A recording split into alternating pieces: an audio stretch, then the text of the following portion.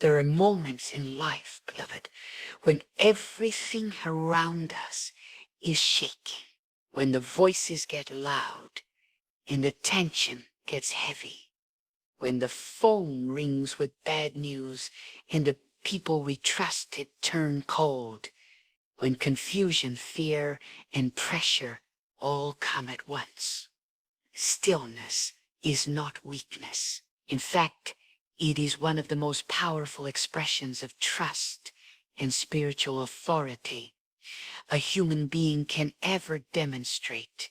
In a world addicted to speed, noise, reactions, and instant answers, stillness becomes a radical. When chaos breaks loose around you, when tempers flare, when accusations rise, when confusion begins to suffocate the air, you have a choice to either join the storm or stand as a quiet witness to a greater power. Stillness is not the absence of feelings. It is not the denial of what's happening. It is not numbness or indifference. Stillness is full awareness with full surrender.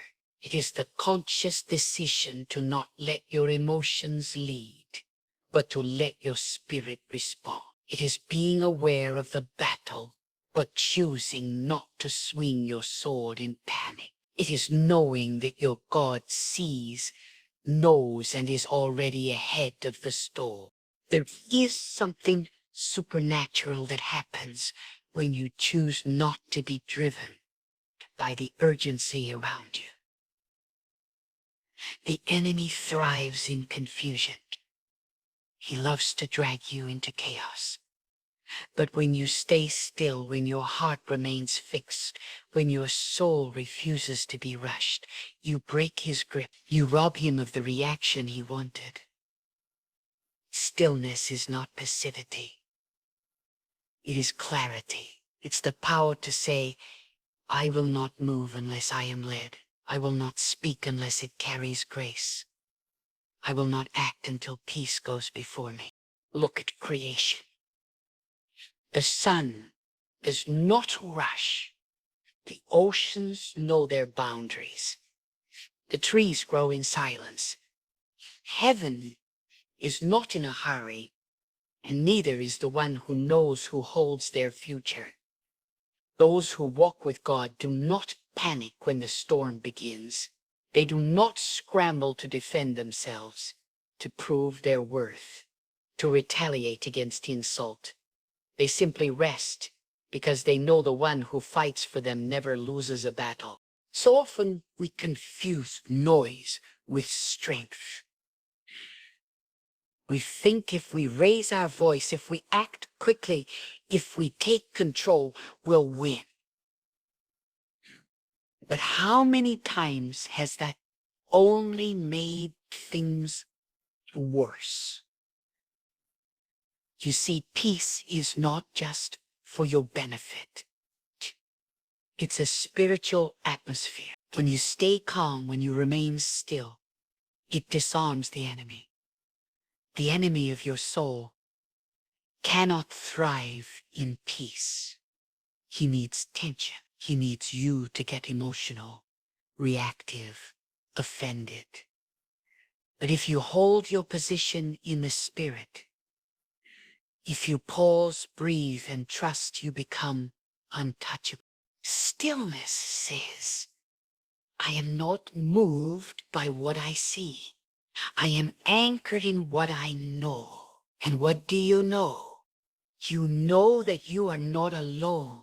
You know that the storm does not speak the final word. You know that your God is not nervous. He sits above the circle of the earth, watching, working, waiting for the perfect moment to reveal his glory. When you remain still in the middle of chaos, it becomes a testimony. People will look and wonder, how can she be so calm? How can he smile in the middle of that storm? And your life will preach louder than your words ever could. This stillness It's a weapon. It's a gift, and it's available to you. But it must be chosen. It must be practiced. It must be anchored in trust. You don't wait for the chaos to choose peace. You live in peace before the chaos ever arrives. Then, when the battle comes, you're already prepared, already grounded, already sure of who you are and whose you are. And in that place, no matter what rages around you, you will remain cool, calm, and deeply, beautifully at peace. Peace is not the result of having everything in your life perfectly aligned.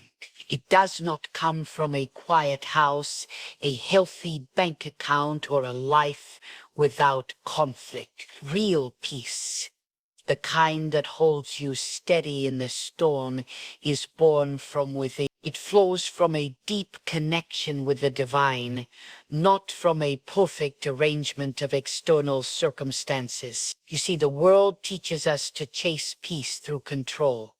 If you can fix this, if you can arrange that, if you can avoid pain and manage people, then maybe you'll have peace. But peace that depends on everything going your way is a fragile peace, and it will always fail you when you need it most. There is a greater peace available, a peace that passes understanding, a peace that doesn't make sense to the natural mind. This kind of peace cannot be explained, only experienced, and it does not originate from around you. It comes from within you. It flows from the presence of the one who lives in you. It grows as you draw near to him, trust him, and rest in him. It deepens as you surrender your need to know, your obsession with outcomes, and your fearing. The more you learn to dwell in that quiet place of trust, the more unshakable you become. So often we say things like, if I just get this job, I'll feel at peace. If they stop talking about me, I'll be okay. If this problem goes away, then I can relax. But beloved, the truth is, there will always be something, always another way, another voice, another change you didn't expect. If you wait for peace to come from your surroundings, you will live your whole life in reaction to your environment. And that's no way to live. That's not freedom. That's survival. But there is another way, a better way, a way where peace becomes your foundation, not your reward. It is a daily decision to lean into the unseen rather than the visible. To anchor your soul in the promises that never fail rather than the conditions that always change. You can be surrounded by chaos, and yet your spirit is quiet. You can hear 100 opinions, and yet your mind is steady. You can feel pressure from every side, and yet your heart stays soft. Why? Because you are not getting your peace from people. You're not getting it from results. You're getting it from the presence of the one who never changes. The most peaceful people are not the ones with the easiest lives. They are the ones with the deepest wells. They have learned the secret of abiding. They spend time feeding their spirit. They pray before they speak. They listen more than they react. They carry peace because they've made space for it. They don't let the world decide their mood. They know who walks with them, and that knowing shapes everything. When your peace is internal, the enemy loses his grip. He can take your comfort, but not your content. He can stir trouble around you, but he cannot stir trouble in you. Because you've been hidden in a place he cannot touch. And that place is found in relationship. It's found in worship, in trust.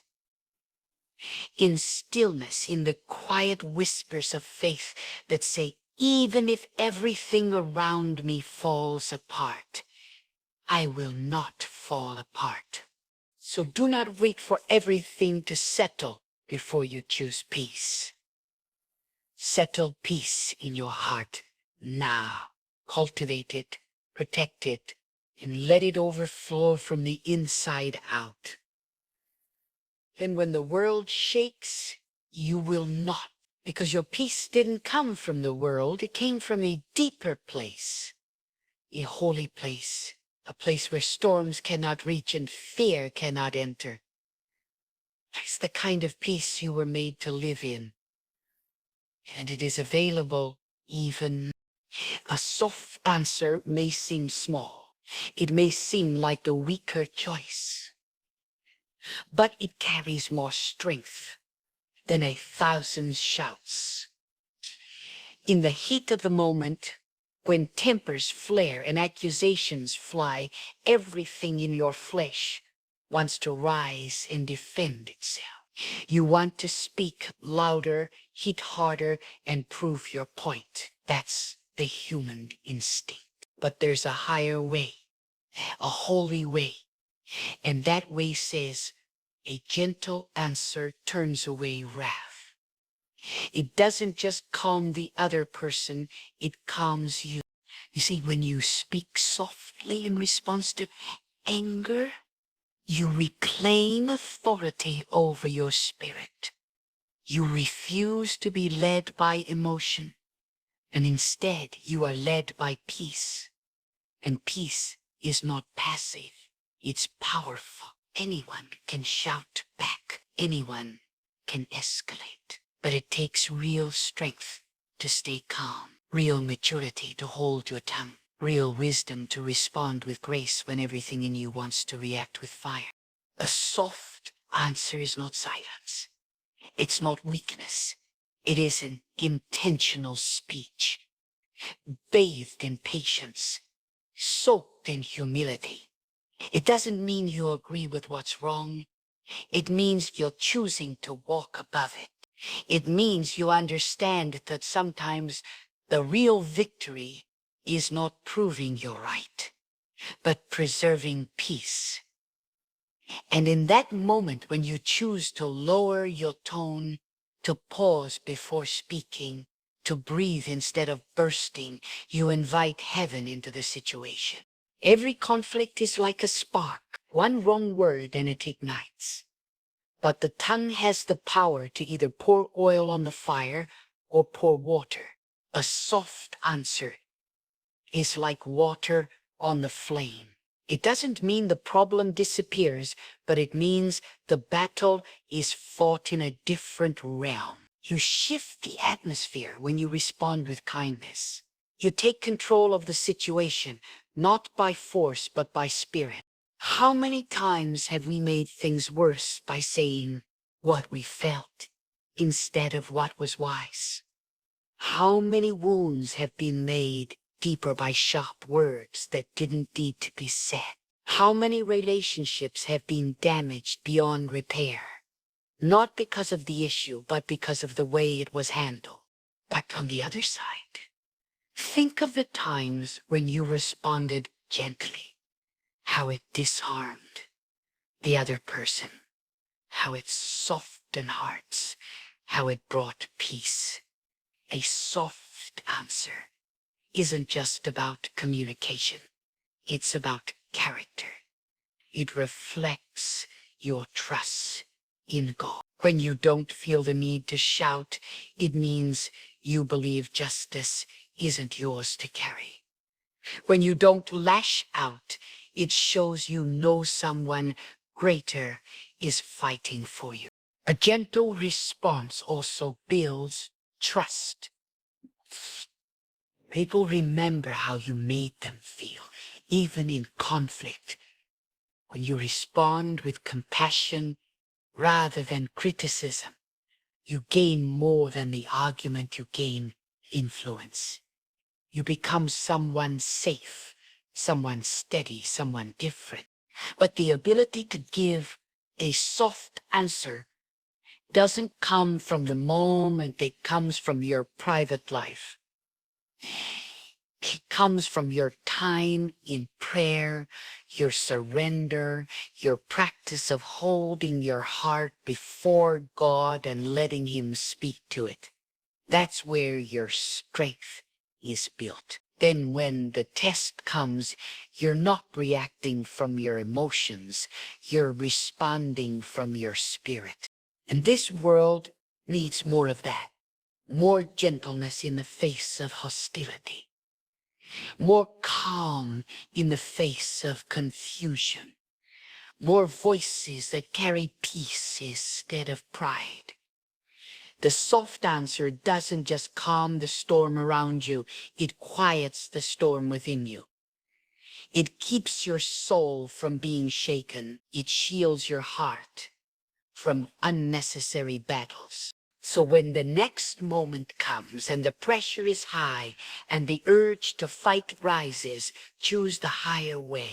Let your words be gentle. Let your tone be calm. Let your heart be grounded. And watch how the fire begins to lose its flame. All because you chose to answer. That is the strength that changes. There's a weight that many people carry every single day, a weight they were never meant to hold. It's the weight of trying to control everything and everyone. The desire to make every outcome turn out right, to manage how others think, to fix every problem before it even arrives. It sounds responsible on the surface. It even looks noble to some. But underneath, it's exhausting, draining, soul-crushing, because the truth is you were never created to be in control. You were created to trust. So much of our stress, our anxiety, our inner agitation is rooted in this illusion of control. We believe if we plan hard enough, if we talk enough, if we act quickly enough, we can prevent pain or ensure our comfort. But life doesn't work that way. People don't always respond how we hope. Plans change. Unexpected things come. And when we hold on too tightly, we break under the pressure. But there is a better way. A way that doesn't require you to have all the answers. A way that frees your heart from the need to fix everything. And it begins with letting go. Not letting go in defeat, but letting go in faith. Faith that the one who made you is already writing the story. That the same hand holding the stars in place is holding the details of your life too. You don't have to know the outcome when you know the author. Releasing control is not about giving up responsibility. It's about releasing obsession. It's about saying, I will do my part, but I refuse to carry what is not mine. It's knowing that your job is obedience, not outcome. Your role is to walk in peace, not panic. When you stop trying to control everything, you begin to experience freedom. Real peace doesn't come when you finally get it all right. It comes when you stop trying to manage what only God can manage. There are moments when you'll want to jump in and defend yourself. Times when you'll feel the need to push something forward faster than it's meant to move. But if you'll pause, if you'll wait, if you'll surrender instead of strive, you'll find that peace enters. And where peace is, wisdom follows. When you let go of control, you open the door for miracles. You make space for grace. There is strength in letting go. There is power in surrender. When your hands are clenched tight around outcomes, they are too full to receive what heaven wants to give. But when your hands are open, your heart open, your life becomes available for something greater. something higher, something beyond what you could have manipulated or planned. Letting go doesn't mean you stop caring. It means you trust deeper. It means you shift from striving to abiding. It means you allow peace to rule your heart instead of fear. And isn't that what we all long for? A heart at rest, a mind at ease, a soul that says, even if I don't see the whole picture, I know the one who does. Sometimes God will allow situations to stretch you, not to punish you, but to teach you to release, to take your hands off what you cannot control and place it into His. And when you do that, you'll find not only peace, but strength, quiet strength, the kind that can walk through any season with a gentle spirit and an unshakable heart. So let go of the fear, let go of the urgency, let go of the belief that you must carry it all. You are never asked to. You are simply invited to trust. And in that trust, you'll find peace. In that surrender, you'll find power. And in letting go, you'll finally discover the life you were always meant to live. Light, free, and deeply at rest. You cannot wait until the battle to learn how to stand. You cannot wait until the fire breaks out to go searching for water. Peace is not built in the middle of chaos. It's built long before it. It's built in the quiet, in the secret place, in the hours when no one sees you but heaven. The ability to stay cool and peaceful in every situation does not happen by accident. It is the result of a trained spirit, a disciplined heart, and a life anchored in something far deeper than emotion or impulse. The truth is, you will never rise to the level of your desire in the moment of pressure. You will fall to the level of your preparation. If your heart is untrained, if your mind is undisciplined, if your soul has not been taught how to return to stillness, you will be swept up in the storm before you know it. That's why you must begin every day in the place where peace begins, in presence, in prayer, in surrender, because the storms don't send a warning. The conflict doesn't schedule itself. The pressure doesn't wait until you're ready. If you want to respond with calm, you must prepare in the quiet hour. Feed your spirit daily. Practice pausing before reacting. Learn the language of stillness so it becomes your first response, not your last resort. Let your inner life be so full of God's presence that no matter what crashes against you, it doesn't shake you. This kind of peace is not personality. It's preparation. It's not being naturally calm. It's being spiritually ready. In the moments no one sees, when you choose to pray instead of panic, when you open the Word instead of opening social media, when you surrender your worries before they take root, that's when your strength is built. Peace becomes a muscle. The more you exercise it in private, the more powerful it becomes in public. And when the tests come, you won't be caught off guard. You won't fall apart because your peace wasn't temporary. It was true. Many people want peace, but they don't want to pay the price to build it. They want calm in the storm, but never invest in calm during the quiet. You cannot borrow peace from someone else. You cannot fake stillness when your spirit is flooded. The peace you carry in pressure is directly connected to the peace you cultivate in private. And that cultivation takes intention. It means you prioritize your soul. You prioritize your time with God. You prioritize the things that feed your spirit, not just your schedule.